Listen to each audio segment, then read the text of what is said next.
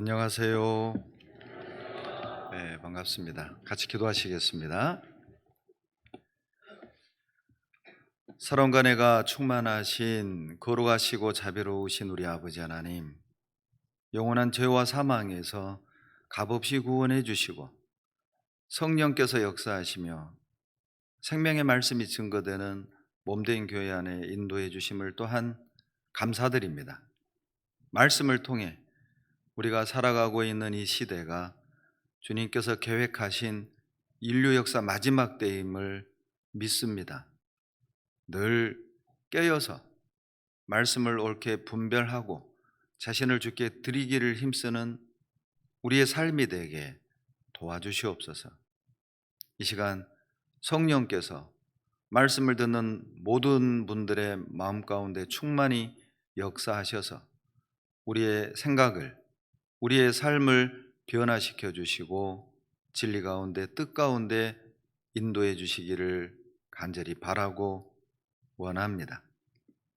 비록 육신을 입고 이 땅에 살아가고 있지만 하늘을 소망하며 살게 하시고 우리 가운데 한 사람도 자기를 위해 사는 사람 없게 하시며 무엇을 하든지 하나님의 영광만을 위한 삶이 되도록 도와주시옵소서.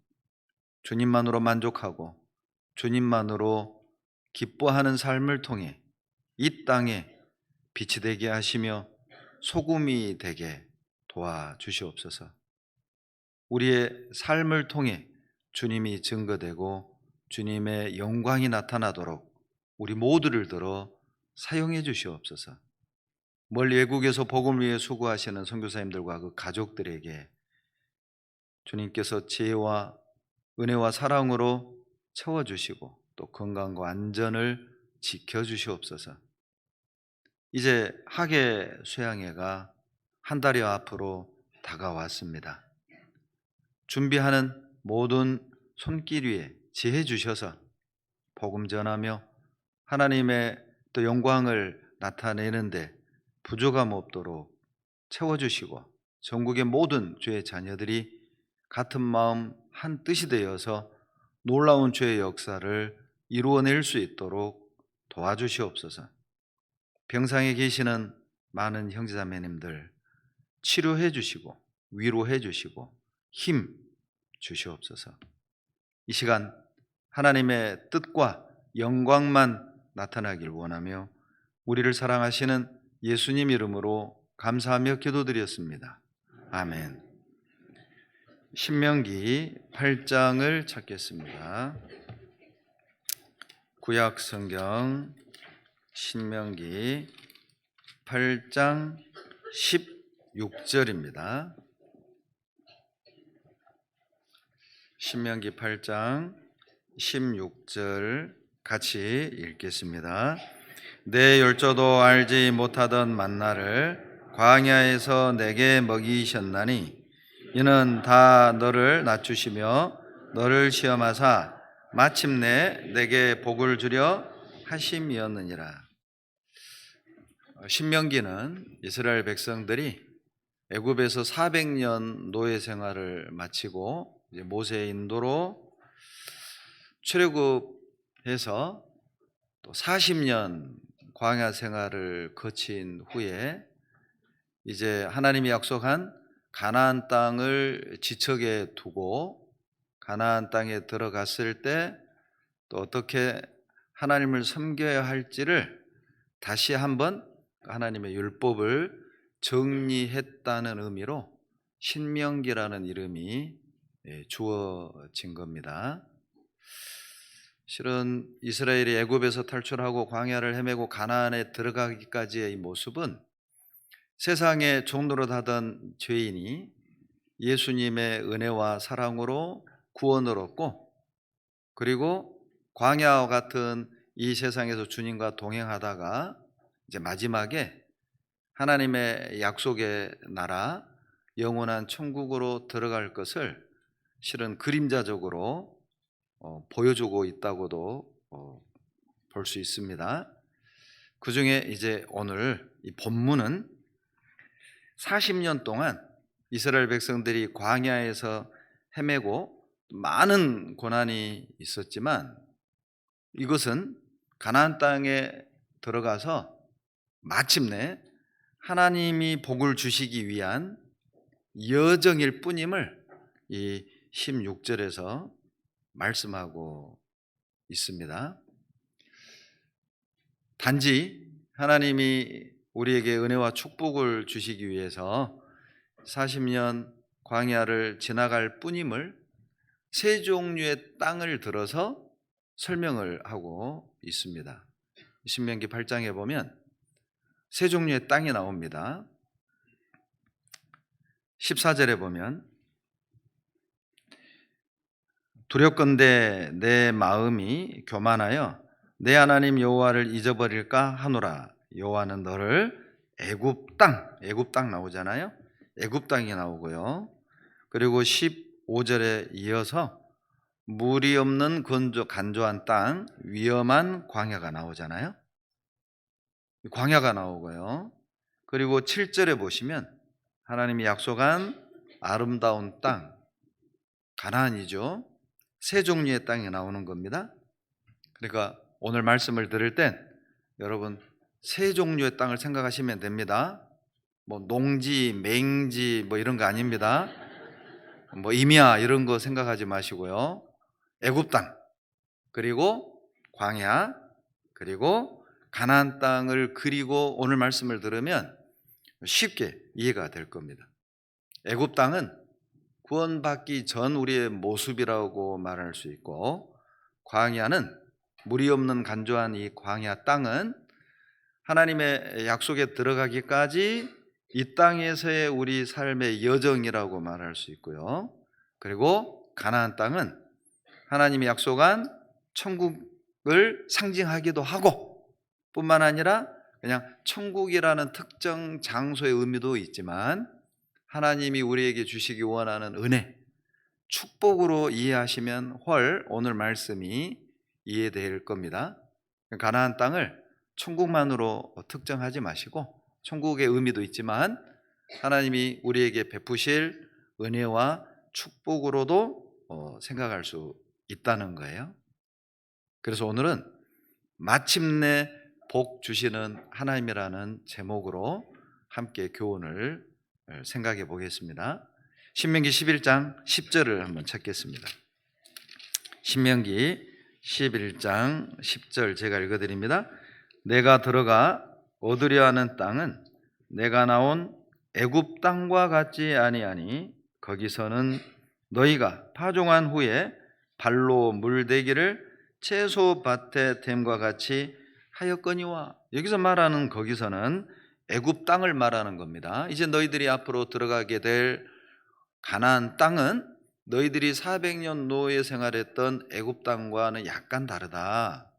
너희들이 살았던 이 애굽 땅은 그냥 쉽게 물을 댈 수 있는, 그리고 쉽게 농사를 지을 수 있는 그런 땅이었다면 너희들이 들어가게 될 가나안 땅은 그런 땅이 아니라는 거죠. 쉽게 물들 수 있는 땅이 아니라는 겁니다. 하늘에서 비를 주지 않으면 살 수 없는 그런 땅이라는 거예요. 그러니까 자, 인간적인 기준으로 본다면 그러면 애굽 땅이 훨 좋아 보일 수 있잖아요. 그러죠? 물이 많으니까 말이죠.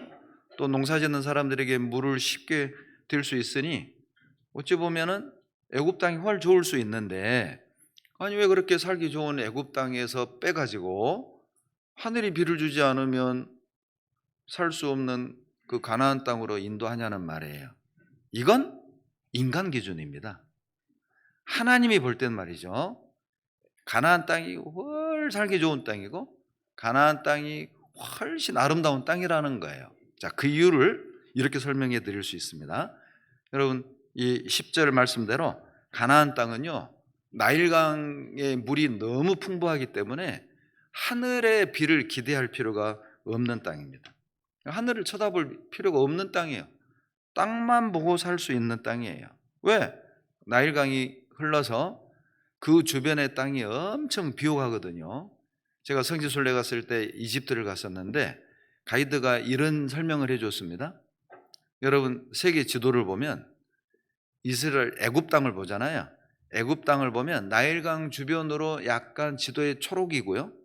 거의 눈에 띄는 90% 이상이 그냥 노란색 사막으로 표기돼 있어요. 그러니까 우리가 볼 땐 순사막 같죠?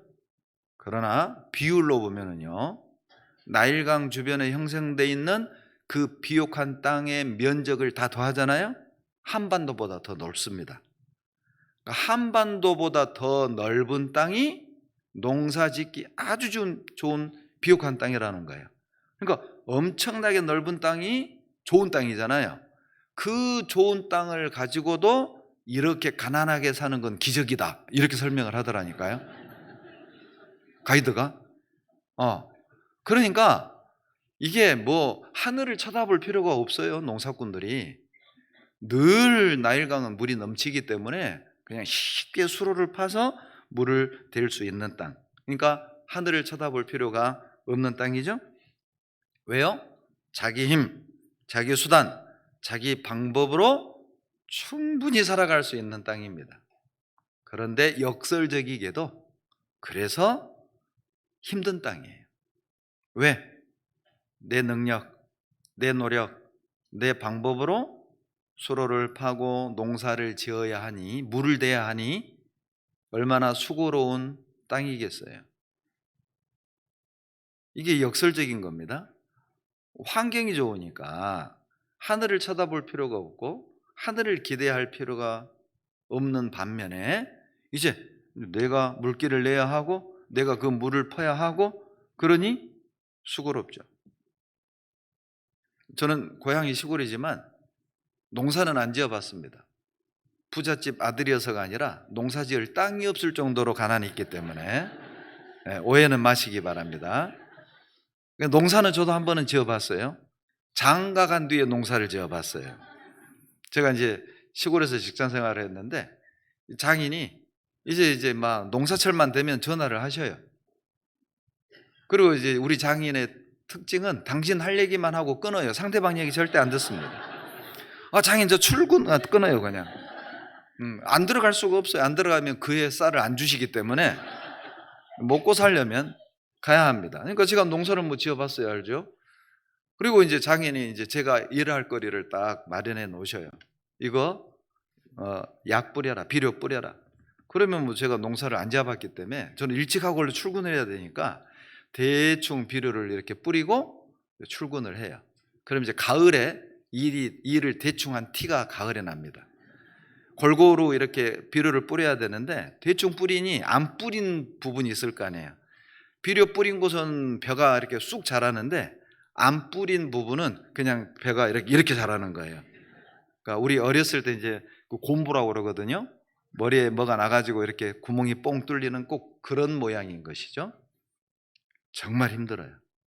제가 처갓집 농사일 그렇게 많이는 돕지는 않았지만 제가 일남 7녀 중에 제가 이제 막내 사위거든요. 그런데 위에 사위들이 다 그렇게 해왔다는 거예요. 제가 안 할 수가 없잖아요.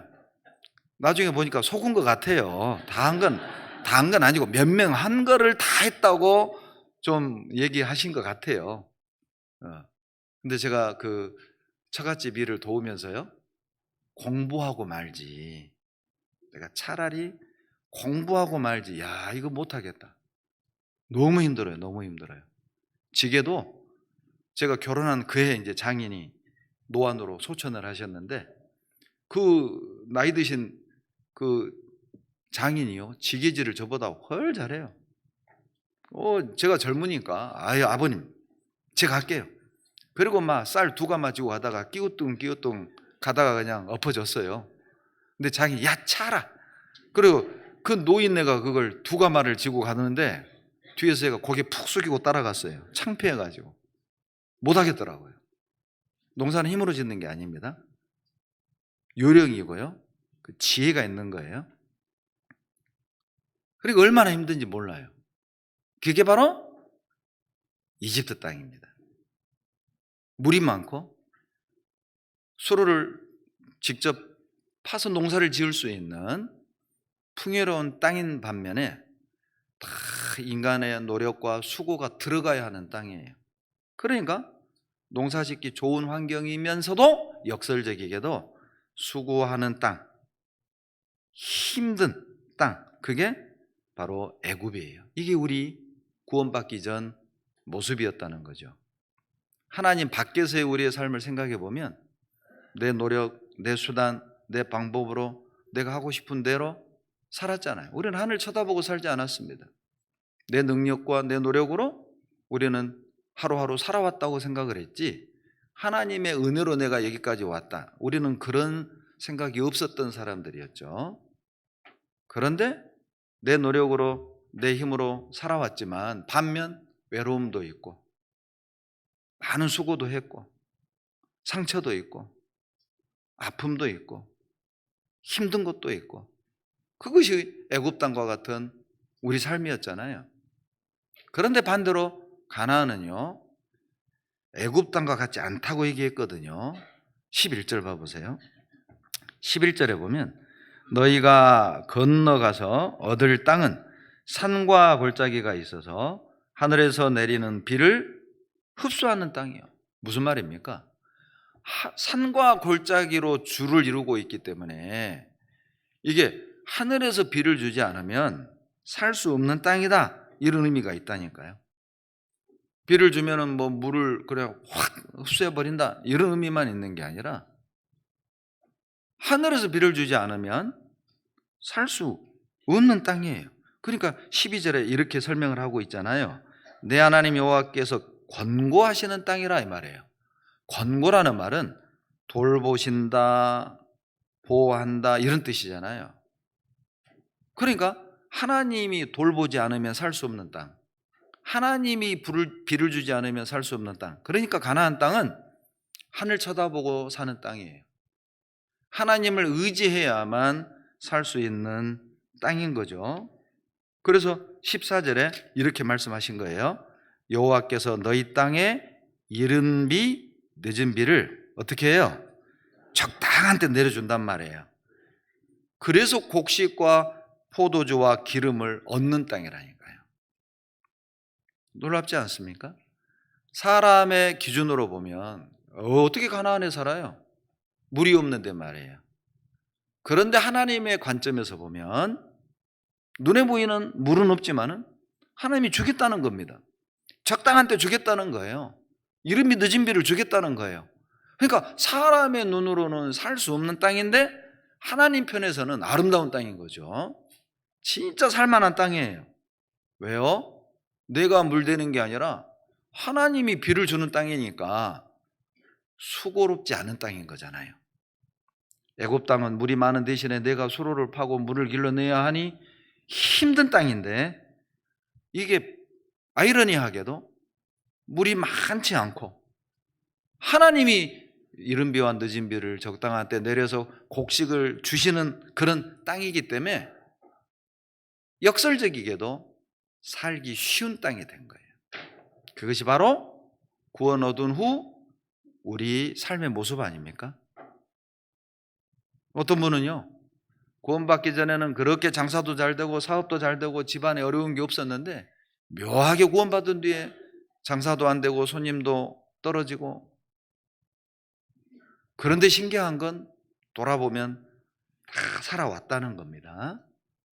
애굽 땅은 눈으로 볼 때 기름지고 그 땅이 넓어서 살기 좋은 땅이죠. 가나안 땅은요, 말씀했죠? 산과 계곡이 있어서 어때요? 굴곡이 있는 땅이잖아요. 그렇죠? 구원받은 뒤 우리 삶이 어때요? 참 많은 굴곡이 있었죠. 그러니까 때로는요, 신앙이 어릴 땐 내가 괜히 구원받아가지고, 구원받기 전에는 어때요? 남편이 내 눈치 보고 살았잖아요. 그러죠? 근데 구원받고 나서는 이제 내가 남편 눈치 보고요? 구원받기 전에는 시어머니가 무슨 싫은 말 하면 나도 그냥 탁 할 말하고 받아쳤단 말이에요. 그런데 구원받고 나서는 어때요? 전도해야 되니까 참아야 되는 거예요. 그러니까 이제 오히려 이제 내가 구원받은 이것을 구원 안 받은 남편이나 시댁 식구들이 이용해 먹는 것 같은, 얘는 참아, 얘는 부탁한 거 다 들어줘. 그러니까 이게 때로는요, 구원받고 나서 뭐 바보 된 것 같기도 하고, 막 괜히 구원받은 것 같기도 하고, 그 전보다 훨씬 막 스트레스 받는 것 같기도 하고, 구원받기 전에는 화나면 화내고 할 말 있으면 막 할 말 다 하고 했는데, 이게 이제 막 참아야 되잖아요. 이게 구원받고 나서 이 굴곡이요 생기는 겁니다. 왜 하나님은 인간적으로 볼 때 살기 좋은 애굽 땅에서 인간적으로 보면 살기 힘든 가나안 땅으로 이끌어 가시는 걸까? 이유가 있어요. 하나님이 원하는 건 우리가 이 땅에서 편하게 사는 거, 우리가 이 땅에서 하고 싶은 거 하며 사는 거, 우리가 이 땅에서 재밌게 사는 거, 그게 아니에요. 하나님이 원하는 게 뭐냐면 하나님의 자녀들이 하나님만 바라보고 사는 거예요. 하나님을 의지하고 사는 거예요. 하나님을 부르기를 원한다니까요. 저도 이게 이제 딸이 둘이 있는데요. 제가 꽃밭에 삽니다. 집에 가면 여자밖에 없어요. 여자밖에. 그 속에서 생존하기란 안 겪어본 사람은 몰라요. 이 서름을. 예. 그러니까 이제 저도 여자들 틈바구니에서 살아야 될 거 아니에요. 그러니까 이제 그 대화에 끼려고 저도 노력을 많이 합니다. 응? 근데 제가 퇴근하고 딱 들어가잖아요. 거실에 자기들끼리 있다가 내가 들어가면 각자 방으로 흩어져요. 그럼 억울해요. 나도 아들 하나 낳아라. 그러면. 그런데 애들이 그래요. 꼭 아빠는 우리가 얘기 끝날 때쯤 들어온대. 이 묘한 타이밍이래요. 저도요, 우리 딸들이요, 제 팔짱 끼고 학교에서 있었던 일, 직장에서 있었던 일, 봉사하면서 느낀 일, 그런 거를 막 얘기하잖아요. 그때 진짜 행복감을 느껴요. 제가 가장 행복감을 느낄 때는 언제냐면 우리 가족하고 서로 간증할 때, 대화할 때. 예. 또 딸들이 또 직장에서 학교에서 또 전화해가지고 콩알콩달콩 뭐 이런저런 얘기할 때, 그때 정말 마음이 훈훈해집니다. 하나님이 원하는 게 그거예요. 하나님이 원하는 게 하나님의 자녀들이 하나님을 의지하고 하나님을 찾고 하나님을 부르고 하나님만 바라보고 살기 원해요. 그래서 그런 땅으로 가는 거예요. 눈으로 보면 물도 없고 살기 척박한 것 같은데 하나님만 쳐다보면 때가 되면 준다니까요. 기름진 거 주시고 포도 주시고 곡식 주시고 이른비 주시고 늦은비 주시고, 우리가 할 일은 어떻게 해 먹고 살까? 어떻게 이 땅을 살기 좋은 땅으로 바꿔볼까? 어떻게 내년의 삶을 준비해 볼까? 이게 아니라 어떤 상황에서도 하나님을 신뢰하고 하나님을 쳐다보고 하나님을 바라보고 사는 걸 하나님이 원하셔요. 그 뒤에 거는 하나님이 알아서 하겠다는 거예요. 그러니까 신명기 11장이에요. 우리가 집회 때마다 찾는 구절이 나오잖아요. 26절입니다. 내가 오늘날 복과 저주를 너희 앞에 두나니 너희가 만일 내가 오늘날 너희에게 명하는 너희 하나님 여호와의 명령을 들으면 복이 될 것이요, 너희가 만일 내가 오늘날 너희에게 명하는 도에서 돌이켰다나 너희 하나님 여호와의 명령을 듣지 아니하고 본래 알지 못하던 다른 신들을 좇으면 저주를 받으리라. 갑자기 전도 집회 모드로 돌아갔습니다. 자료를 띄워야 될 것 같죠? 순종하면 복받고 불순종하면 저주받고. 왜 이 구절이 11장에 나옵니까? 바로 그 세 가지 땅을 통해서 하나님이 주의 자녀들에게 원하는 삶의 모습과 방향을 얘기하는 거라니까요. 그러니까 이스라엘 땅에 가면 순종하면, 하나님 의지하고 바라보면 그냥 복 받는 거예요. 그거 얘기하는 거예요. 그래서 의도적으로 인간의 기준으로 볼 때 그렇게 없는, 그렇게 살기 힘든 것 같은 가나안으로 인도하는 거예요. 그런데 하나님은 그 땅을 11장 8장 신명기 8장 7절에서 무슨 땅이라고 얘기하십니까? 무슨 땅이요? 아름다운 땅이라니까요. 이게 뭘 말합니까? 하나님이 보시는 아름다움과 인간이 보는 아름다움이 다른 거예요. 우리 인간이 보는 아름다움은요, 막 넓은 호수에 막 우거진 숲에 만발한 꽃에 새들은 지저귀고 그런 땅 생각하잖아요. 근데 하나님이 말하는 아름다운 땅은 하나님만 쳐다보고 사는 땅이에요. 그래서 가나안이 아름다운 겁니다. 꽃이 만발해서가 아니에요. 뭐 호수가 있어서, 넓은 초원이 펼쳐져서? 아니라니까요. 하나님을 쳐다보고 하나님을 의지하고 그 가운데 하나님이 적당한 때에 이른 비 늦은 비 주시고 말이죠. 만나 주시고 말이에요. 물론 가나안에 들어가서 만나는 끝났습니다. 그게 하나님 보시는 아름다운 땅. 그 길로 우리를 지금도 인도하시는 거예요. 여러분 혹시요, 우리 이렇게 생각할 수 있잖아요. 야, 구원 전에 내가 훨 잘 살았는데, 구원 전에 훨 내가 살기 좋았는데, 그렇게 보일 수 있어요.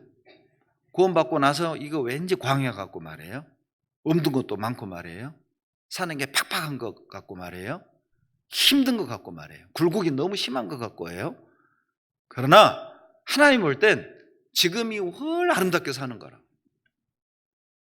우리가 언제 주님을 기도하고 살았습니까? 언제 우리가 주님께 기도하고 살았습니까? 언제 우리가 말씀을 들으면서 감동하고 감격하고 살았습니까? 이게요, 훨 지금 아름답게 사는 거라니까요. 그리고 하나님 이렇게 얘기하십니다. 야, 걱정 마. 광야 지나가는 거야. 15절 보시죠. 신명기 8장 15절 다 같이 읽습니다. 너를 인도하여 그 광대하고 위험한 광야 곧 불뱀과 전갈이 있고 물이 없는 간조한 땅을 지나게 하셨으며 또 너를 위하여 물을 굳은 반석에서 내셨으며 지나게 하셨으며. 밑줄 그어봐요.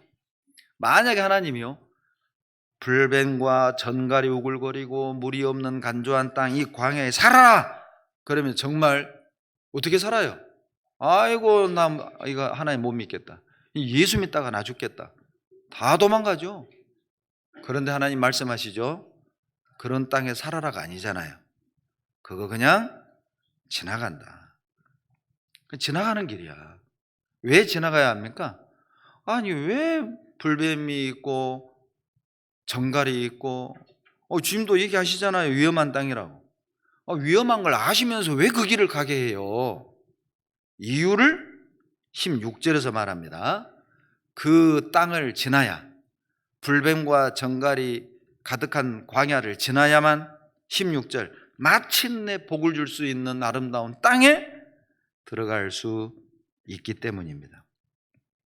여러분, 그 아름다운 땅, 마침내 복 주시는 영광 가운데 들어가려면 지나가야 됩니다. 불뱀과 전갈이 있는 광야를 지나가야 됩니다. 위험한 광야도 지나가야 한다니까요. 여러분, 성경에서 뱀은 뭘 상징합니까? 마귀잖아요. 그러죠? 우리가요, 하나님의 은혜를 향해, 하나님의 축복을 향해, 하나님의 영광을 향해 지금 하루하루 살아가고 있잖아요. 그런데 그 가운데 불뱀이 역사합니다. 사단의 역사가 있다는 뜻이잖아요. 그 위험한 거잖아요. 야고보서 3장 14절로 15절에 너희 중에 너희 마음속에 독한 시기와 다툼이 있으면 자랑하지 말라. 이러한 지혜는 위로부터 온 것이 아니요 세상적이요 정욕적이요 마귀적이니라. 여러분, 마귀가 어떻게 역사합니까? 우리 마음에 시기, 다툼 역사하는 거예요. 설마 오늘 아침에 댁에서 다투고 오신 분 안 계시죠? 에? 부부간에 막 다투고 부모 자식간에 다투고, 그리고 그냥 화가 나가지고 오늘 교회가 안 말아? 이러다가 배영기 목사 온다는 소식 듣고 오신 분 안 계시죠? 예. 이게 마귀가 역사하는 거라니까요. 그러죠? 또 봉사하다가 또 막 형제자매들 간에 막 또 시기 있습니다. 다툼이 있다니까요. 그러니까 이게 이제 막 교회를 옮겨 말어, 구역을 옮겨 말어, 막 이런 갈등할 때도 있잖아요. 그 배후에 여러분 불뱀 역사한다니까요. 그런 거 다 통과해야 가나안 들어간다니까요. 그거 다 겪어야 하나님의 영광과 마침내 복을 얻을 수가 있어요. 포기하지 말라고. 불뱀 만났다고 여러분 주저앉지 말라니까요. 마태복음 16장 23절에 예수님이 십자가에 죽으실 것을 말할 때 베드로가 뭐라고 말합니까? 주님, 그런 일 없을 거라고. 그때 예수님이 베드로를 향해 23절에 이렇게 말씀하시죠. 예수께서 돌이켜 베드로에게 이르시되 사단아, 내 뒤로 물러가라. 너는 나를 넘어지게 하는 자로다. 내가 하나님의 일은 생각지 아니하고 사람의 일을 생각하는도다. 여러분, 사단이 막 역사하면 뭐 환상을 보이고 협박을 하고 악한 짓을 하고 이렇게만 생각하시죠? 아니요. 사단이 어떻게 우리에게 역사하냐면, 어떻게 하나님의 영광이 들어가지 못하도록 역사하냐면 사람의 일을 생각하게 하는 거예요. 하나님의 일보다 사람의 일이 중요해요. 하나님의 일보다 우리 가족의 일이 더 중요해요.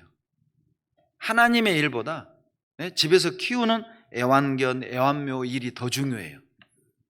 그러니까 심지어는 하계소양회를 집에 있는 애기 때문에 못 간다. 애기 때문에. 할머니가 애기 때문에 못 간다더라고. 손주 키우세요? 알고 보니까 애완견이 애완견이 노견이어가지고 이게 이제 내가 없으면 안 된다는 거예요. 그러니까 소양회를 못 가겠다는 거예요. 제가 좀 단적인 사례를 들어드렸을 뿐입니다. 오해는 하지 마시고요. 곰곰이 생각해 보세요. 하나님은 뭐라고 할까요? 인간 기준에서 보면 불쾌하게 들릴 수 있는데 하나님 입장에서 한번 생각해 보세요. 하나님 뭐라고 할까요? 야, 내가 걔만 또 못하냐? 이렇게 생각하지는 않으실까요? 극단적이라고 생각하지 말고 객관적으로 한번 생각해 보시라고요. 그러니까 사단이 우리의 신앙을 넘어뜨리고 하나님의 영광이 들어가지 못하게 회방을 하는 방법은 뭐 뿔 달리고 꼬리 붙여서 와가지고 막 협박을 하고 악한 짓을 하고 그것만이 아니라니까요. 베드로 보고 사단아 그랬잖아요.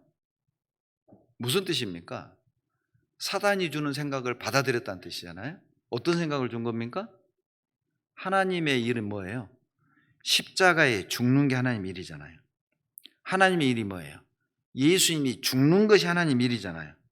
그런데 사람의 일은 뭐예요? 제자 입장에서는 예수님이 죽으면 안 돼. 이거 사람 일이잖아요. 예수님이 건강해야 돼. 이거 사람 일이잖아요. 우리가 그럴 수 있다니까요. 주님은 죽길 원하는데 우리는요, 죽을까 봐 두려워하잖아요. 이게 사람 일이라니까요. 하나님의 일이 죽어야 열매 맺잖아요. 그런데 우리는 죽는 게 두렵단 말이에요. 내가 참는 게 억울하고 말이에요. 항상 내가 지는 것 같고 말이죠. 이게 뭐예요? 사람 일이잖아요. 주님은 죽으라고 하는데 나는 죽는 게 싫어요. 죽을까 봐 두려운 거예요. 이게 사단이 주는 생각이라니까요.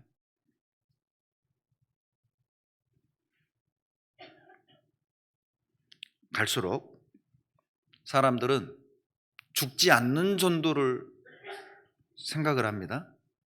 사람들은 희생 없는 열매를 꿈꾸잖아요. 많은 그리스도인들이 고난이 없는 영광을 소망하잖아요. 불가능한 걸 소망을 하는 거예요. 죽지 않고 어떻게 전도가 됩니까? 희생 없이 어떻게 열매가 맺습니까? 고난이 없는 어떻게 영광이 있을 수 있습니까? 그런데 우리는 고난 없는 영광, 희생 없는 열매, 그리고 내가 자아가 죽지 않는 전도를 꿈꾸는 거예요. 그건 사단이 주는 생각이라니까요. 그게 사람의 일이잖아요.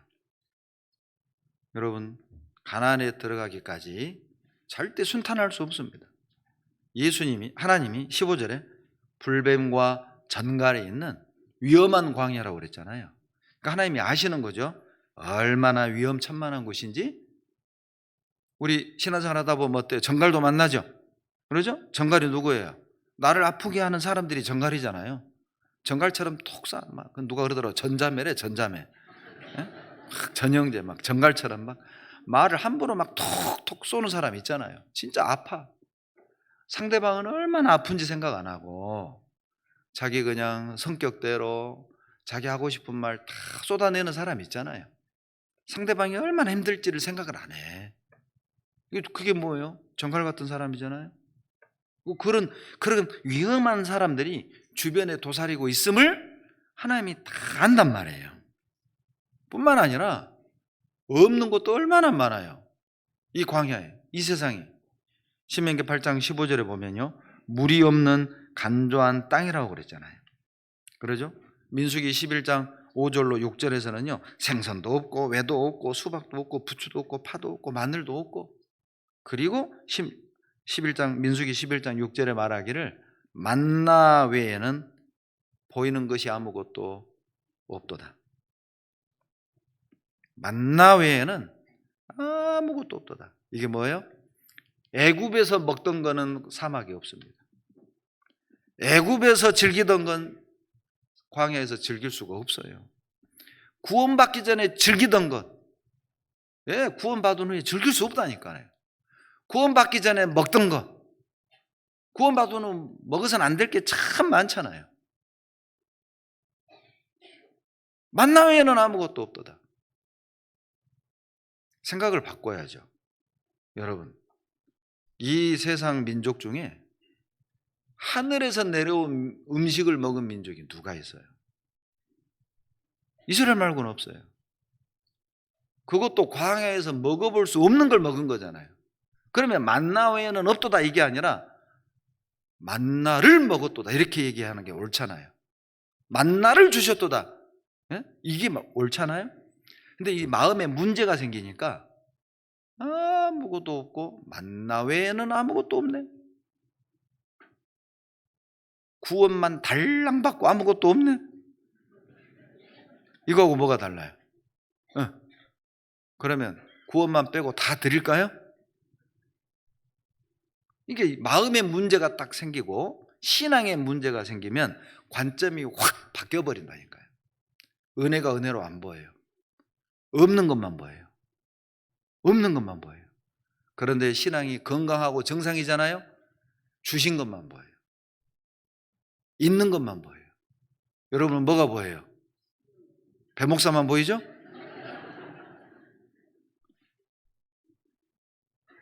없는 게 참 많습니다. 맞아요. 우리가 가는 이 길에 없는 게 많아요. 왜 없는 게 많냐? 없어도 되니까요. 없어도 되니까 없는 거라니까요. 마늘, 파, 양, 왜 그거 없어도 다 살았잖아요. 여러분 사막에서 굶어 죽는 사람 봤습니까? 물론 출애굽 1세대가 사막에서 다 죽었습니다. 굶어 죽은 사람 하나도 없어요. 굶어서 죽은 게 아니에요. 징계로 죽은 거죠. 징계로 죽었어요. 굶어서 죽은 사람 하나도 없었어요. 왜 도대체 광야에는 없는 게 많은 겁니까? 없어도 되니까요.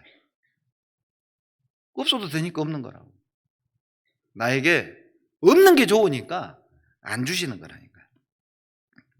여러분, 아름다운 가나안 땅에 들어가기까지 들어가지 못하게 막았던 것들은 불뱀, 전갈 이것만 있었던 것은 아니에요.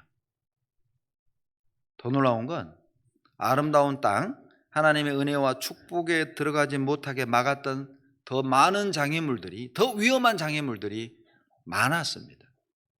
고린도전서 10장을 한번 봐보세요. 고린도전서 10장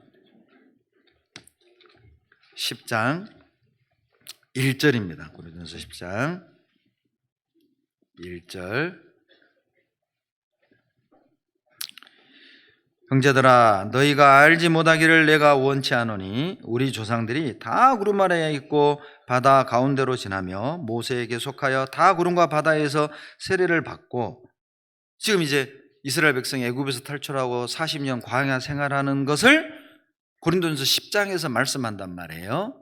그러면서 6절, 7절 같이 읽습니다.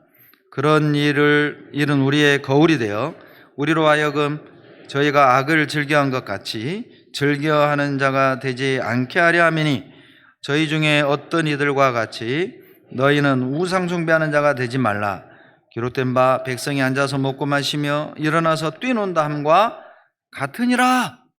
여러분, 이스라엘 백성이 애굽에서 탈출하고 40년 광야를 헤매는 건 구원받은 우리에게는 6절 거울이랍니다. 거울이래요.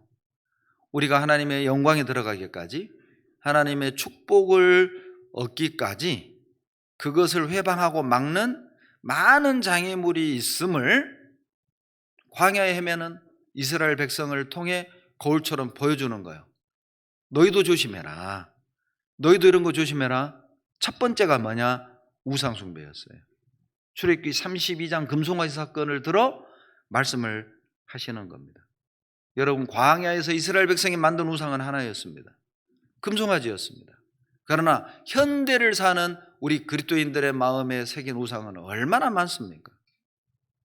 어떤 사회학자는 현대인들의 마음에 있는 우상은 네 가지다. 4M, 네 가지 M으로 설명하는 학자가 있었습니다. 첫 번째 M, 기계, 머신이죠. 기계, 스마트폰, 전자기기 말이에요. 아마 지금도 말씀 시간에 스마트폰 만지는 분 계시죠? 여러분, 부탁하는데 여기는 하나님을 경배하는 곳입니다. 끄셔야 됩니다. 하나님을 경배하는 것보다 더 급한 일이 있어요? 사업이 중요하세요? 사랑과 약속이 중요하세요? 하나님과 약속은요? 사람의 소리에는 그렇게 귀를 기울이시는데 일주일에 한 번 하나님의 말씀에 집중하셔야 되지 않겠습니까? 사업적으로 손해보십시오. 그냥 영적으로 손해보느니 끄셔야 됩니다. 아예 전화기를 가지고 오지 마세요.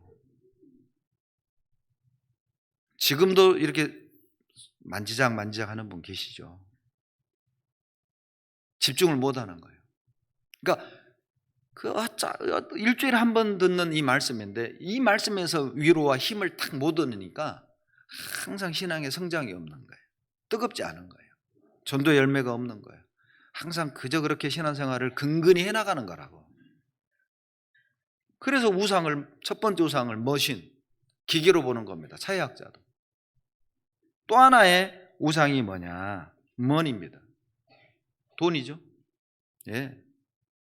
이게 돈 버느라고 봉사를 안 하고 돈 버느라고 전도 안 하고 말이죠. 또 돈 때문에 문제돼 가지고 신앙이 흔들리고. 저희 교회는요, 다른 교단의 어떤 교회와는 달리 헌금 설교를 참 안 합니다. 저는 가끔 그것도 좀 우리가 고쳐야 될 거라고 생각을 해요. 저도 우리 아이들에게 가장 먼저 시켰던 게 경제교육이거든요. 용돈을 모아서 어떻게 관리를 하고 하나님께 드리고 이거 교육시키잖아요. 애들 키울 때. 그 교육 잘 시킨 덕에 요것도 우리 딸이 해준 거고 요것도 우리 딸이 해준 거고 집에 냉장고도 딸이 바꿔준 거고 TV도 딸이 사준 거고 시계도 딸이 해준 거고 아주 잘 키워가지고요. 그거 가르치잖아요. 아니 구원받은 자녀들이 돈을 어떻게 써야 되는지 어떻게 주님께 드리는지 그거 배워야 되는 거 아닙니까? 그런데 설교하는 전도자도 부담스럽고 말씀을 듣는 분들도 불편하게 듣는다면 이건 건강한 모습은 아닌 거예요. 말은 주님 거라고 하는데 혹 돈이 내 마음의 우상은 되어 있지 않습니까? 무슨 헌금과 회비 광고를 하면 그거 큰 돈도 아닌데 돈 얘기만 한다고 그게 탁 불평으로 자리 잡아버려요. 저도 장로교를 다니다가 구원을 받았거든요. 장로교인들은요, 제가 다닐 때만 해도 그 시골에서요, 생일 감사 헌금, 이사했다고 이사 감사 헌금, 며느리 아들 낳았다고 아들 뭐 감사 헌금, 딸 낳았다고 또 감사 헌금, 추수 감사 헌금 훨씬 합니다. 훨씬. 근데 구원받고 헌금을 더 하네. 그걸 율법으로 생각을 하는 거예요. 이 우상이 된 겁니다. 돈이. 여러분 어떠세요? 어디 해외 선교 헌금 좀 하자, 또 소양에 숙소동 헌금 좀 하자 하면 어때 기뻐요? 부담되세요? 야, 또 헌금 얘기 나온다. 이런 분 드물죠? 이런 분 좀 있었으면 좋겠어요. 또 우리 마음에서 나도 모르게 또 그럼 또 하지 뭐 하다 갈래요? 생각해 뭐 하다 갈래요? 우리가 왜 사는 건데요? 우리가 왜 돈을 버는 건데요? 벌어서 어디 쓰실 건데요?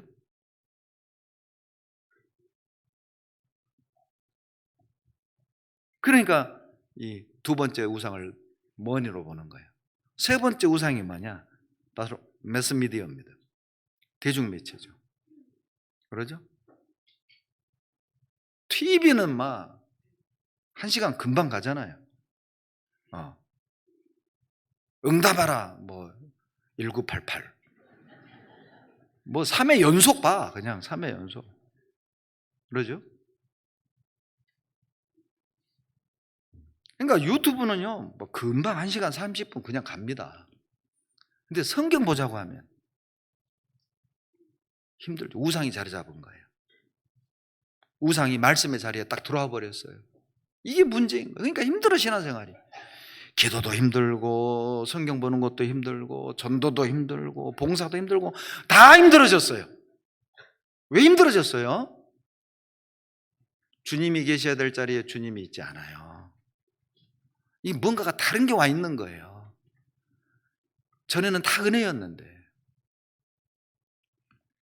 저도 저희 자매랑 이제 제 고향에 교회를 시작을 했습니다. 그때는 이제 젊은 사람이라고 해봐야 저하고 우리 자매 거의 노인들이 많았기 때문에, 그러니까 봉사를요 1인 6가지 7가지를 합니다. 찬양대가 교사고 교사가 찬양대고 구역이 청년회가 다 그 사람이 그 사람이에요. 그러니까 임원 모임하면 다 그 사람이 모여요. 장소만 달라져. 여기서 모였다가 여기서 모였다가 여기서 모였다 할 뿐이지 다 그 사람이 그 사람이에요. 그런데도 즐거웠어요. 그런데도 즐거웠어요. 12시까지 교제를 하고 그래도 즐거웠어요. 짐이라고 생각해 본 적이 없어요. 갈수록 그리스도인들이 연약해지고 있습니다. 은혜를 짐으로 느낍니다. 봉사를 짐으로 느낍니다. 교제를 짐으로 느낍니다. 해외 선교를 나가보면 압니다. 우리가 얼마나 넘치는 은혜 속에 살고 있는지. 그 어려운 나라 형제자매들은 교제하고 싶어도 교제를 못하고 말씀을 배우고 싶어도 배울 수 없고 마음대로 전도할 수도 없고 마음대로 찬양을 부를 수도 없는 나라도 있습니다.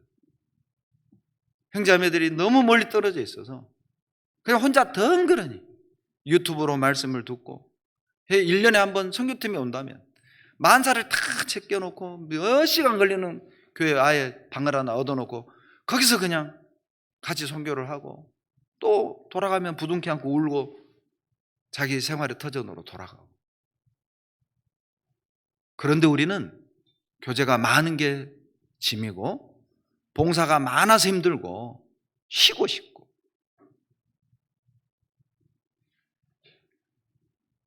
이 뭔가 다른 게 들어온 거예요.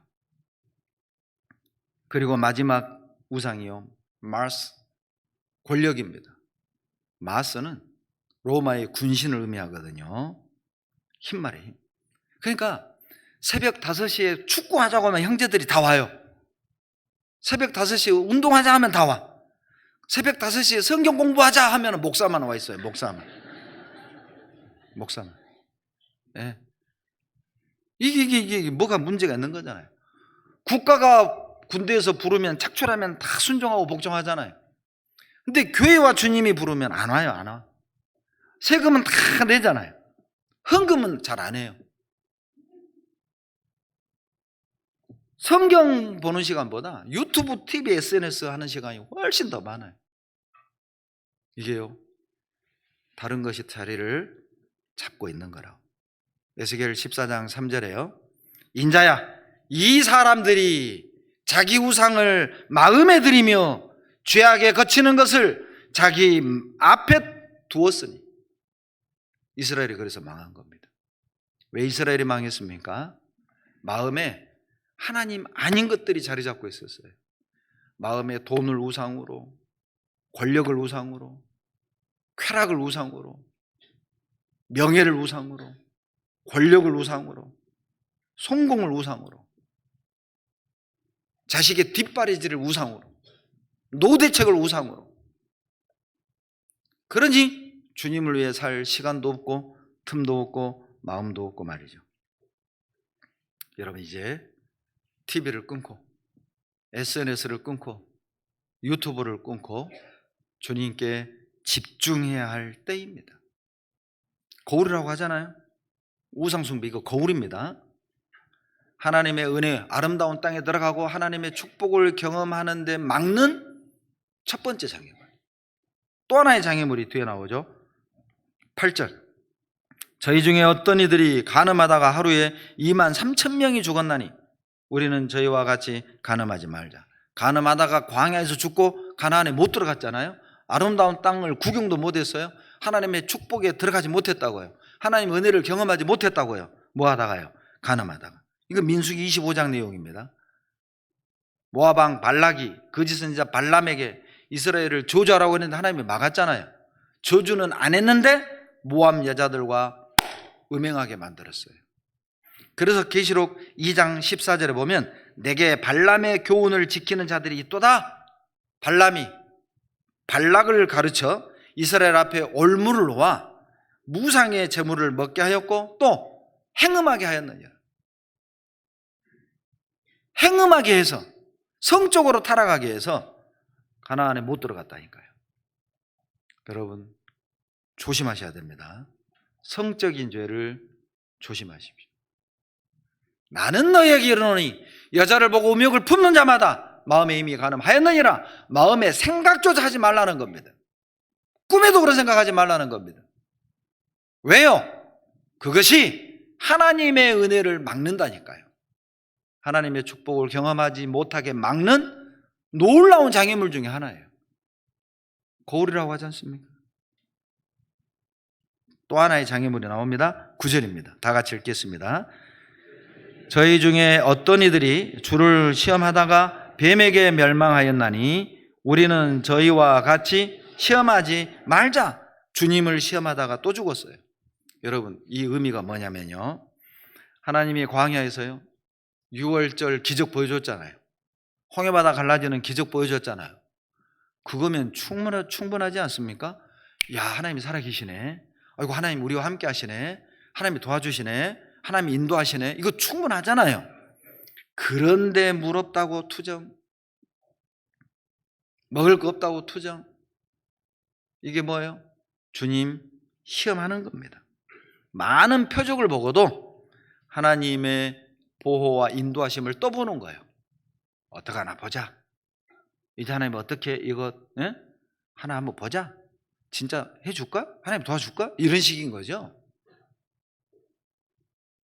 민수기 21장 4절로 6절에 보여요. 이스라엘 백성들이요 애굽 땅을 통과하면 그냥 쉽게 갈 일인데 애굽 왕이 허락을 안 해줘요. 그러니까 둘러갔잖아요. 둘러가다 보니까 길이 멀고 험하니까 또 불평하고 원망을 했습니다. 그때 하나님이 불뱀 보내 물어 죽였잖아요. 그 사건을 들어서 주를 시험했다라고 말을 하는 겁니다. 시험한 거거든요. 하나님이 인도하면 이게 가장 좋은 길이고 이것이 가장 나에게 맞는 길이라는 믿음을 가지고 묵묵히 가야 되는데 왜 이래? 하나님 계시면 왜 이래? 하나님이 자녀들 도와준다면서 나는 왜 이래? 이게 뭐예요? 시험하는 거거든요. 그게 죽는 길입니다. 하나님 시험하지 마십시오. 여기 잡으시고요. 히브리서 3장 7절로 한번 보시죠. 히브리서 3장 7절로 9절입니다. 히브리서 3장 7절로 9절 같이 읽습니다. 그러므로 성령이 이르신 바와 같이 오늘날 너희가 그의 음성을 듣거든 노하심을 격동하여 광야에서 시험하던 때와 같이 너희 마음을 강팍해 하지 말라. 거기서 너희 열조와 나를 시험하여 증언하고 40년 동안에 나의 행사를 보았느니라. 예, 고집 피우지 말라는 겁니다. 하나님 시험하지 말라는 겁니다.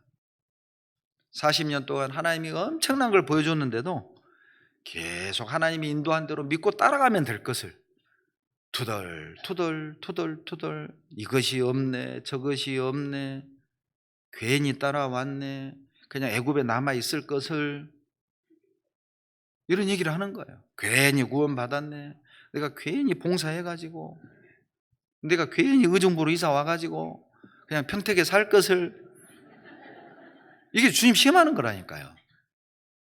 그리고요 상담을 할 때도요 어때요? 이게 막 최 목사님이 이렇게 해야 된다고 이 답을 상담을 해 줬는데도 마음에 안 드는 거예요. 자기가 원하는 상담을 안 해준 거예요. 그러니까 자기가 원하는 답을 들으려고 또 평택에 전화하는 거예요. 그리고 의정부 교회라고는 절대 말 안 해. 목사님, 저는요 어떤 지역에서 교제하는 자매인데요. 일부러 또 막 경상도 사투리를 써. 경상도 쪽에 있는 것처럼. 네. 자기가 원하는 답을 들을 때까지 여기저기 전화하는 거예요. 그리고 누구 하나라도 답을 딱 얘기해 주면 이거 목사님 이렇게 하라고 했다고 마음 놓고 하는 거예요. 그거 시험하는 거잖아요. 그래서 저는요 다른 교회에서 전화 오면 저는 상담 안 해줍니다. 담임 목사님하고 하세요 그냥. 왜냐면 담임 목사님이 제일 잘 알잖아요. 그분의 형편과 사정과 믿음의 분량을. 그렇잖아요. 나를 제일 잘하는 분하고 상담해야지 왜 저하고 하려고 하세요? 저는 여러분 몰라요. 여러분 저 아세요?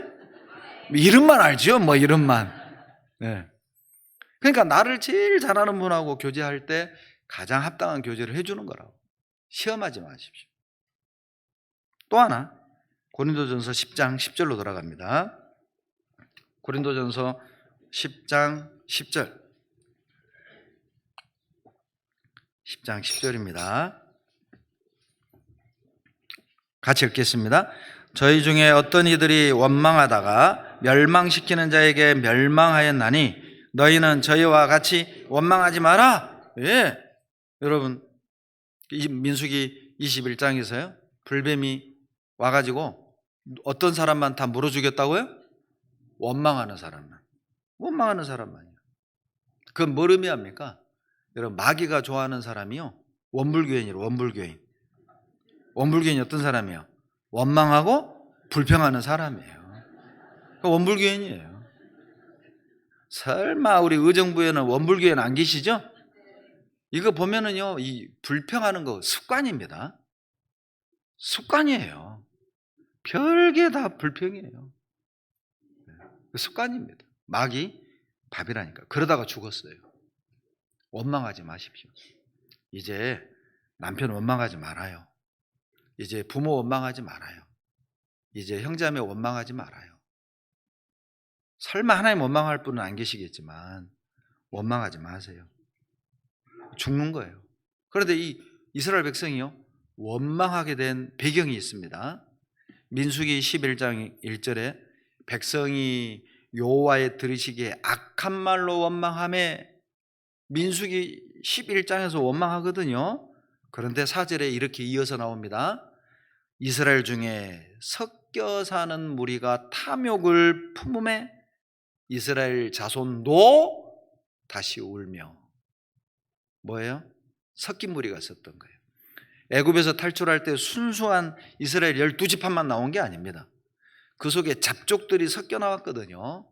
하나님 안 믿는 사람들이 섞여 있었다니까요. 그들이 중간에 투덜투덜하는 거예요. 물도 없네, 부추도 없네, 수박도 없네. 아유 그러면 사막에 수박 없는 거 당연한 거 아니에요? 당연히 없죠. 아니 사막에서 코카콜라 찾으면 어떡해요?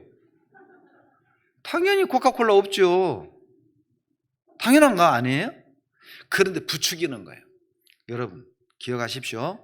의정부 교회 안에 섞인 물이 있습니다. 어느 교회든 섞인 무리가 있어요. 그 섞인 무리들이요 이상한 말을 한다니까요. 우리 교회는 이게 문제야. 전도인들은 이게 문제야. 회장단들은 이게 문제야. 우리 구역장은 이게 문제야. 은근히 떠봐요. 그리고 상대방이 그러니까 맞장구 치잖아요. 그러면 이제 더 깊이 들어가요. 나중에는 교리적인 것까지 들어가요. 어디 유튜브 봐봐. 진짜 말씀 좋아. 이렇게까지 들어갑니다. 섞인 물이 있다니까요. 그냥 귀 씻으세요. 그냥. 혹시 부정적인 얘기, 불평 얘기하면 형제님, 자매님 그분을 위해 기도해 보셨어요? 얼마나 기도해 보셨어요? 교회를 위해 기도해 보셨어요? 계획이 덕이 안 됩니다. 하나님이 아셔요. 그리고 저에게 얘기하지 마세요. 딱 자르셔야 돼요. 섞인 무리가 어때요? 하나님의 은혜, 하나님의 영광을 경험하지 못하게 막는다니까요. 민수기 14장에 12명의 정탐꾼 보내죠. 여호수아와 갈렙은 저것들 우리 밥이다. 그런데 10명은요. 야, 가나안 사람들에게 비하면 우리 메뚜기야, 가면 죽어. 10명이 그렇게 말을 하니 이스라엘 백성들이요 다수의 말을 들은 거예요. 그러니까 하나님은 다수결을 원치 않습니다. 그거 아셔야 됩니다. 믿음으로 결단하기를 원하지 다수의 사람이 항상 옳은 게 아니에요. 교회 일을 자기 기준으로 생각하면 안 되는 거예요. 이 10명은 어때요? 우리들 가면 죽는다. 이게 뭐예요? 자기 기준이었잖아요. 주님 일을 자기 기준으로 하시면 안 된다니까요. 지금 뭐 때가 아니야. 자기 기준으로 생각을 하는 거죠. 그리고 그 결과 40년 광야에서 헤맸잖아요. 10명의 정탐꾼 때문에. 그들이 뭐예요? 하나님의 영광에 들어가지 못하도록 장애가 됐잖아요. 막았잖아요. 그 사람 잘 사귀어야 됩니다. 그리고 여러분 믿음 있는 사람의 귀를 기울이세요. 인간적으로 그럴듯하게 말하는 사람이 아니라 믿음의 바탕으로 말하는 사람을 들으셔야 됩니다. 사람 귀에 듣기 좋은 얘기는 대부분 인간적인 거예요. 여러분 교회가요 내 믿음의 수준에 맞아야 합니까? 교회는 항상 내 수준보다 더 높아야 해요. 주님 일을 내 믿음의 수준으로 끌어가려고 하지 말아요. 항상 내 믿음의 이상의 것으로 주님의 일을 하셔야 된다니까요. 그래야 교회가 수준이 내 믿음보다 나을 거 아니에요. 지금은 때가 아니야. 지금은 아직 아니야. 이건 내 기준이잖아요.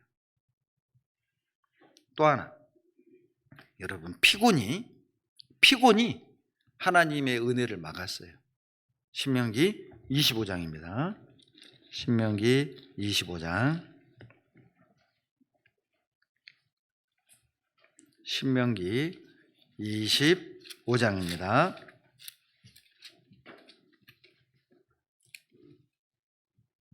17절로 18절. 신명기 25장 17절로 18절 같이 읽습니다. 너희가 애굽에서 나오는 길에 아말렉이 내게 행한 일을 기억하라. 곧 그들이 하나님을 두려워하지 아니하고 너를 길에서 만나 너의 피곤함을 타서 내 뒤에 떨어진 약한 자들을 쳤느니라. 여러분 200만의 이스라엘이 광야를 이렇게 쭉 지나갔죠. 그러니까 어때요? 행렬이 길게 늘어섰겠잖아요. 그러니까 피곤해서 한 번 쉬고 두 번 쉬면서 어때요? 이 무리에서 뒤처진 사람들이 있었겠죠. 뒤처진 이 사람들을 아말렉 족속이 와서 다 쳐 죽인 거예요. 이 사람들 가나안 땅 못 봤잖아요. 아름다운 땅에 못 들어갔잖아요. 뭘 의미합니까? 하나님의 특별한 은혜, 하나님의 특별한 축복과 영광을 경험하지 못하게 또 막는 또 하나의 장애물이 뭐냐? 피곤입니다. 피곤하다고 생각하면 진짜 피곤해집니다. 여러분 피곤하다고 잠 실컷 잡아요. 더 잠아요. 피곤 그렇게 풀리는 게 아니에요. 피곤할 때 그리스도인들이 피곤을 푸는 방법은 사사기 8장 4절에 나와요. 비록 피곤하나 따르며. 사사기 8장 4절입니다. 피곤하나 따르며. 피곤하지만 교제하고 피곤하지만 말씀 듣고 피곤하지만 봉사해 보세요. 어떤 일이 벌어지냐면 이사야 40장 29절에 경험을 하게 됩니다. 피곤한 자에게 능력을 주시며 무능한 자에게는 힘을 더하시나니. 이것이 그리스도인들이 피곤을 푸는 방법입니다. 여러분, 아이고 피곤하네. 오늘은 유튜브로 듣자. 아이고 피곤하네. 오늘은 그냥 쉬고 내일부터 가자. 생각을 바꾸세요. 아이고 피곤하네. 말씀 들으러 가자. 아이고 피곤하네. 구역 모임 가자. 아이고 피곤하네. 봉사하러 가자. 아이고 피곤하네. 학교 수양회 가자. 왜요? 그것이 피곤 푸는 방법이라니까요.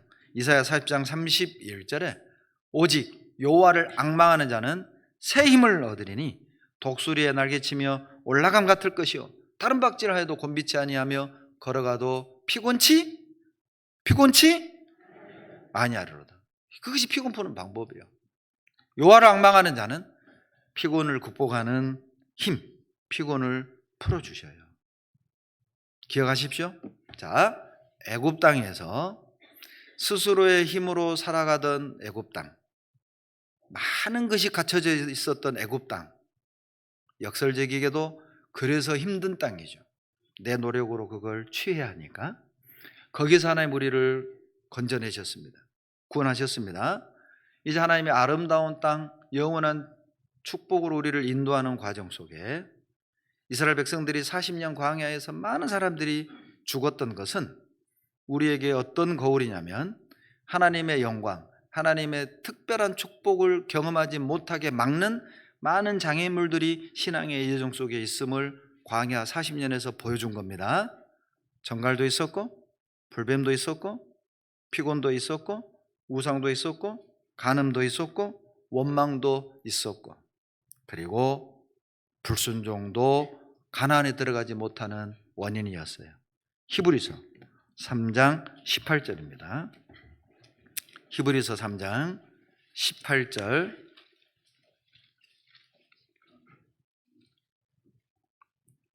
히브리서 3장 18절 같이 읽습니다. 또 하나님이 누구에게 맹세하사 그의 안식에 들어오지 못하리라 하셨느냐 곧 순종치 아니하던 자에게가 아니냐. 예, 이로보건대 저희가 믿지 아니함으로 능히 들어가지 못한 것이라. 가나안에 들어가지 못한 사람들이 누구냐? 순종하지 않은 사람들이다. 여러분, 순종하지 않으면 다 넘어집니다. 베드로전서 2장 8절에 저희가 말씀을 순종치 아니함으로 넘어지나니, 순종하지 않으면 넘어져요. 순종하지 않으면 가나안에 들어갈 수 없어요. 순종하지 않으면 하나님의 은혜와 축복을 경험할 수 없습니다. 불순종의 배후엔 마귀가 있습니다. 에베소서 2장 2절 말씀에 불순종의 아들들 가운데 역사하는 영이라고 그랬잖아요. 불순종의 배후에는 마귀가 있다니까요. 이 말씀을 들으면서도요, 어떤 분은 아멘을 합니다. 그러나 어떤 분은 불쾌하게 생각할 경우도 있어요.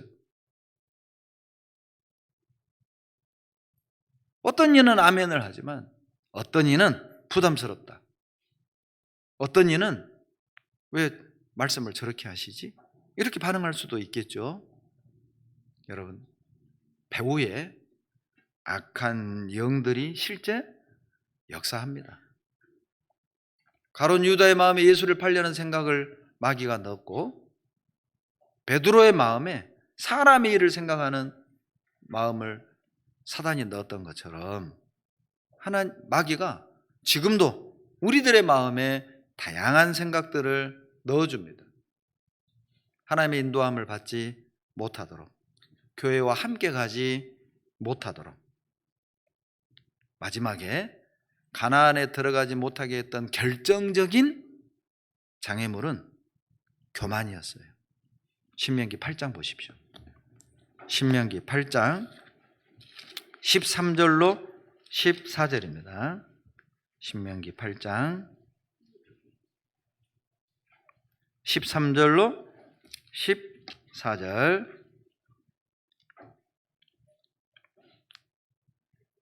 다 같이 읽겠습니다. 또 내 우양이 번성하며 내 은금이 증식되며 내 소유가 다 풍부하게 될 때에 두렵건대 내 마음이 교만하여 내 하나님 여호와를 잊어버릴까 하노라. 여호와는 너를 애굽 땅 종 되었던 집에서 이끌어내시고, 여러분 13절과 14절에 이스라엘 백성들이 교만하게 되는 시점을 밝히고 있습니다. 언제 교만해집니까? 풍부하게 될 때에. 애굽 사람들이 교만한 이유입니다. 다 있었잖아요. 다 있었잖아요. 그러니까 하나님 믿을 필요가 없었던 거라니까요. 왜 가나안으로 인도합니까? 가나안에서는 하나님만 쳐다봐야 돼요. 가나안에서는 하나님만 의지해야 살 수 있는 땅이라니까요. 그러니까 하나님 우리에게 원하는 건 누리는 삶이 아니라 기대는 삶을 원하는 거예요. 찾는 삶을 원하는 거예요. 사람이 언제 교만해집니까? 풍부해질 때라니까요. 죄송하지만 가난한 사람이 교만한 거 봤어요? 물론 뭐 더러는 있기는 합니다만 보편적으로는요, 있는 사람들이 교만하죠. 여러분, 못 배운 사람이 교만한 거 봤어요? 여러분, 새신자가 각 구원받은 사람이 교만한 거 봤어요? 구원받은 지 한 20, 30년 되고 봉사 한 20, 30년 해봐요. 그냥 할 말 하는 겁니다. 저렇게 하면 안 되는데, 교회가 이러면 안 되는데, 전도인이 저러면 안 되는데, 회장단 저러면 안 되는데. 새신자가 그런 말 해요? 어제 구원받은 사람이 그 말 해요? 올 1월에 구원받은 사람이 그 말 해요? 풍부해지면, 경험이 풍부해지고 아는 게 풍부해지고 가진 게 풍부해지면 교만해질 위험성이 높습니다. 사람은 기질적으로 교만합니다. 그러니까 매일 방망이 같은 말씀으로 내려치지 않으면 올라온다니까요. 우리가 매일 묵상해야 되는 이유예요. 낮춰야 되니까. 낮춰야 되니까. 무거운 걸 달아야 내려올 거 아니에요. 말씀만큼 무거운 게 없잖아요. 매일 말씀을 채워야 우리가 계속 내려온다니까요. 낮은 곳으로. 말씀이 없으면 예수님보다 더 높은 곳에 올라가요. 판단하고 정죄하고. 왜 그러지? 왜 저렇게 살아? 왜 이렇게 안 하는 거야? 풍부할 때 구원받은 연수가 늘어날수록, 봉사의 연수가 더 많아질수록, 사회적인 지위가 더 높을수록, 나이가 드실수록, 가진 것이 많을수록 의식하셔야 됩니다. 내가 교만하진 않는가? 의식하셔야 돼요. 그것이 가나안에 들어가지 못하는 가장 위험한 장애물이었습니다. 여러분, 이 모든 건 거울입니다. 고린도전서 10장 한번 다시 찾아봅니다. 고린도전서 10장 11절로 12절. 10장 11절로 12절 같이 읽습니다. 저희에게 당한 이런 일이 거울이 되고 또한 말세를 만난 우리의 경계로 기록하였느니라. 그런즉 손줄로 생각하는 자는 넘어질까 조심하라. 이스라엘 백성들이 광야에서 헤매고 가나안에 들어가지 못한 이 사람들을 꼭 기억하라는 거예요. 왜? 오늘날 우리에게는 하나님의 영광과 은혜를 경험하지 못하게 막는 원인들이 될 것이니까 거울로 삼고 선줄로 생각하는 사람은 넘어질까 조심하라. 어떤 형제의 간증입니다. 넘어지지 않는 가장 확실한 방법, 누워있어라. 누워있어라. 그러면 넘어질 일 없잖아요. 미리 자빠져라. 그럼 자빠질 일 없잖아요. 가장 안전하죠. 예. 우리가 천국에 들어갈 때까지 하나님의 영광, 하나님의 은혜, 하나님의 축복을 막는 이 장애물들을 기억하십시오.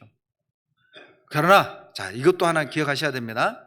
우리가 비록 광야 같은 삶을 살고 있지만, 없는 것 투성인 위험한 이 세상에 살고 있지만, 그러나 이 무리를 떠나지 아니하고 하나님이 불기둥 구름기둥을 인도하실 때 묵묵히 따라갔잖아요. 그 길만 잘 따라가잖아요. 어떤 일이 벌어지느냐? 마침내 이걸 경험할 겁니다. 신명기 8장 16절입니다. 신명기 8장 16절. 8장 16절 다 같이 읽습니다.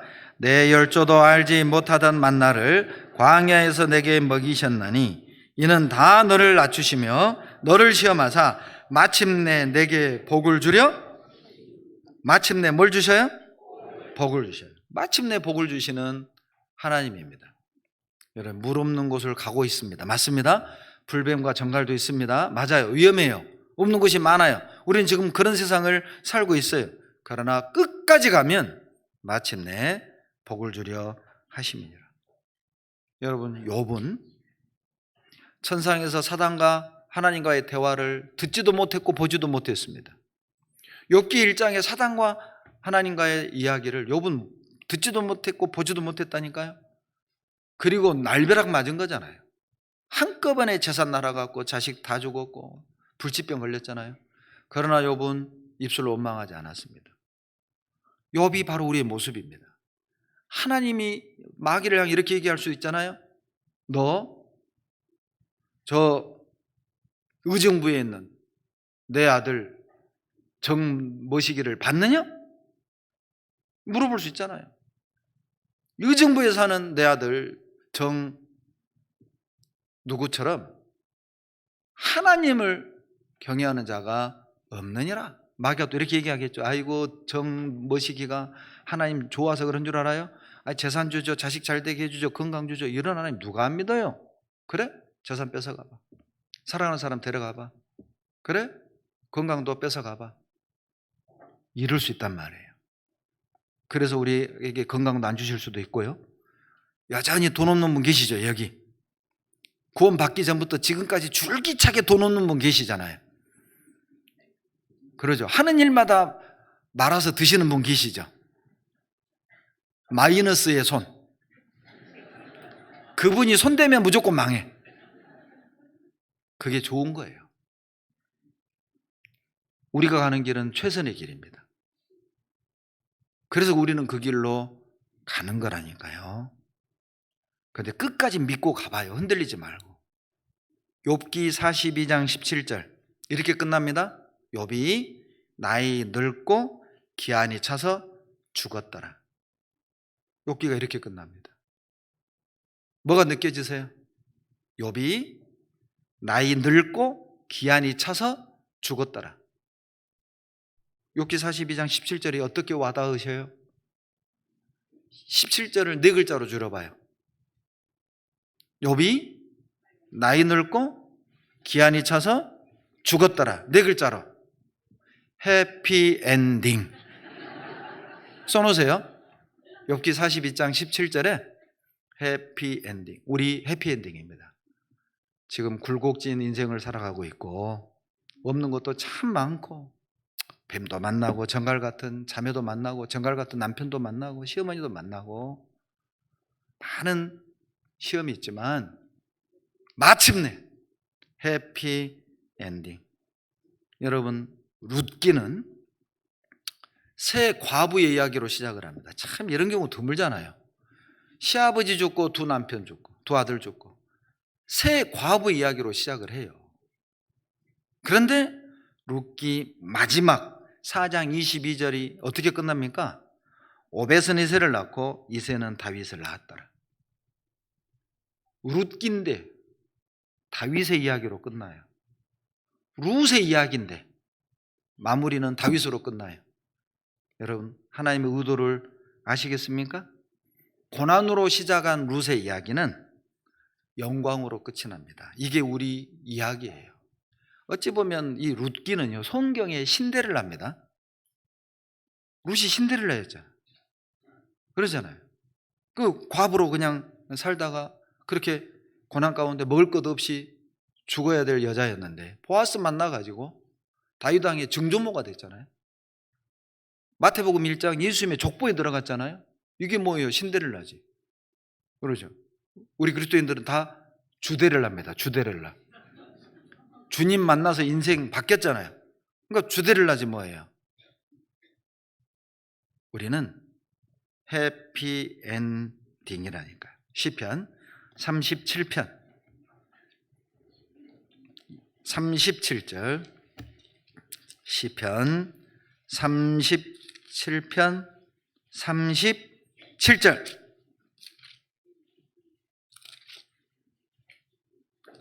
37절 구약 828페이지 다 같이 읽겠습니다. 완전한 사람을 살피고 정직한 자를 볼지어다. 화평한 자의 결국은 하나님과 화평한 죄인들. 그러죠. 죄를 용서받고 하나님과 화평하게 된 구원받은 주님의 자녀들은 결국은 평안이로다. 이게 우리의 결과예요. 여러분, 한일 축구전 축구 시합을 합니다. 그런데 전반에 4대 0으로 일본에게 졌어요. 끝났어요. 여러분 기분 좋아요, 나빠요? 축구 싫어하는 사람도 한일전은 봅니다. 그날은 여자들도 봐요. 다 빨간 옷 입어요. 그러죠? 그리고 막 대한민국 온 나라가 난리잖아요. 자, 그런데 전반전을 4대 0으로 졌어요. 그런데 후반에 한국이 5골을 넣어서 5대 4로 이긴 작년 게임을 오늘 재방송으로 봐요. 전반전에 일본이 골 4개나 넣었어요. 화내요, 안 내요? 손흥민이 자살골 넣었어요. 화내요, 안 내요? 이강인이 PK를 찼는데 실축을 했어요. 화내요, 안 내요? 왜 안 내요? 그러죠. 우리 결과를 알잖아요. 후반에 5골 넣는다니까요. 손흥민이 3골, 이강인이 2골. 그걸 알아요. 알고 보면 실축을 해도 화를 안 내고 노골을 차도 화를 안 내요. 결과를 아니까. 여러분 결과를 알고 신앙생활 하십시오. 화평한 자의 결국은 평안이니라. 없다고 원망 말고 불평 말고 힘들다고 생각 말고 우리 재방송 사는 거예요. 재방송 보는 거예요. 잠언 31장 25절에 능력과 존귀로 옷을 삼고 후일을 웃으며. 지금은 우리가 울고 있습니다. 그러나 후일 반드시 우리는 웃는 자예요. 여러분 마지막에 웃는 사람이 이기는 자잖아요. 그리스도인은 지금은 우는데 후일을 웃는 사람입니다. 기억하십시오. 마침내 복을 주시는 하나님을. 기도하겠습니다. 사랑이 많으신 참 좋으신 우리 아버지 하나님, 애국과 같은 세상에서 종노릇하던 우리를 십자가의 피로 구원해 주시고 광야와 같은 이 세상이지만 주님의 몸된 교회 안에서 사랑하는 형제자매들과 함께 정갈도 있고 불뱀도 있고 물도 없는 간조한 이 광야 같은 세상을 견디게 하시며 가나안 땅과 같은 아름다운 땅, 하나님의 영광과 하나님의 축복을 향해 나아갈 수 있는 은혜 주심을 감사드립니다. 그 은혜와 축복을 누리지 못하도록 막는 여러 가지 장애물들에 대하여 함께 생각해 보았습니다. 시험에 빠지지 아니하고 우리 가운데 한 사람도 신앙의 낙오자 없이 끝까지 이 믿음의 경주를 완주하고 주님 품에 안길 수 있는 축복을 우리 모두에게 허락해 주시옵소서. 우리를 통해 하나님 뜻 이루어 주시며 주님의 영광이 나타나도록 도와주시옵소서. 우리를 사랑하시는 예수님 이름으로 감사하며 기도드렸습니다. 아멘. 찬송가